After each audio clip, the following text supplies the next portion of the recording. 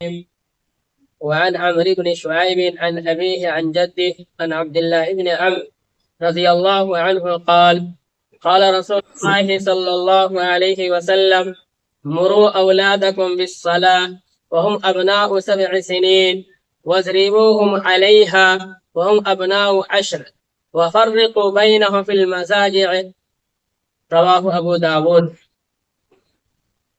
حدیث ابو داود میں آئی ہے، حدیث نمبر 495۔ حضرت عمر بن شعیب رضی اللہ تعالیٰ عنہ روایت کرتے ہیں کہ اللہ کے رسول صلی اللہ علیہ وسلم نے ارشاد فرمایا، تم اپنے اولاد کو جب وہ 7 سال کے ہو جائیں تو ان کو نماز پڑھنے کا حکم دو، اور ان کو جب وہ 10 سال کے ہو جائیں تو ان کو تنبیہ کرو اور ان کے بستروں کو الگ کر دو۔ اب اس حدیث میں اولاد کے اوپر خصوصاً توجہ دلائی گئی ہے کہ جب اولاد 7 سال کے ہو جائے تو ان کے اندر اتنی سمجھ بوجھ آ جاتی ہے، وہ سمجھنے لگتے ہیں، تو ان کو نماز کے لیے بلاؤ، ان کو نماز کے لیے سمجھاؤ کہ نماز پڑھو۔ نماز کی اہمیت اس میں بتائی جا رہی ہے، نماز کیا ہے، اور جب وہ نماز سے کوتاہی کرے، جی چرائے، مسجد میں آنا نہ پسند کرے تو تنبیہاً ان کو تنبیہ کرو۔ اور وہ تنبیہ ایسا نہ ہو کہ اتنا مارے کہ ہاتھ یا پیر توڑے، نہیں، اتنا مارنا ہے کہ اس کو اس سے ڈر ہو جائے لیکن زیادہ نہیں۔ اس کے بعد سے جب وہ 10 سال کے ہو جائے تو بستروں کو الگ کر دو۔ اب اس حدیث میں کیا ہے کہ آج کیا ہم اس حدیث پر عمل کرتے ہیں؟ نہیں، ہمیں یہ غور کرنا چاہیے۔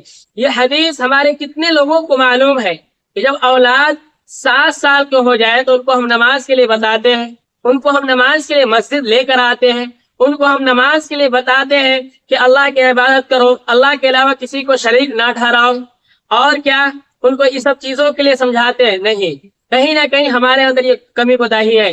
ہاں، ان کو اسکول کے پڑھائی کے لیے، ہوم ورک کے لیے، ٹیوشن کے لیے ہم ان کو تنبیہ کرتے ہیں، ان کو وقت پر پہنچاتے ہیں، ان کے پیچھے ہم وقت دیتے ہیں، لیکن مسجد کے لیے، مسجد میں لانے کے لیے، یا قرآن سکھانے کے لیے، قرآن پڑھانے کے لیے، اسلامی تعلیمات کے لیے ہم کتنا فوکس کرتے ہیں؟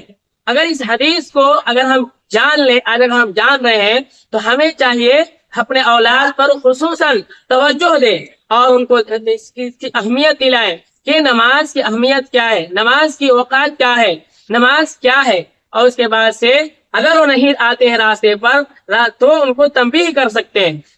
تنبیہ بھی ایسا نہ ہو کہ زیادہ ہو جائے، اور 10 سال کے بعد ان کے بستروں کو الگ کرنا ہے، کیونکہ 10 سال کے بعد بچے اکثر ہوتے ہیں وہ بالغ ہونے کے قریب ہو جاتے ہیں آج کل کے معاشرے میں خصوصاً۔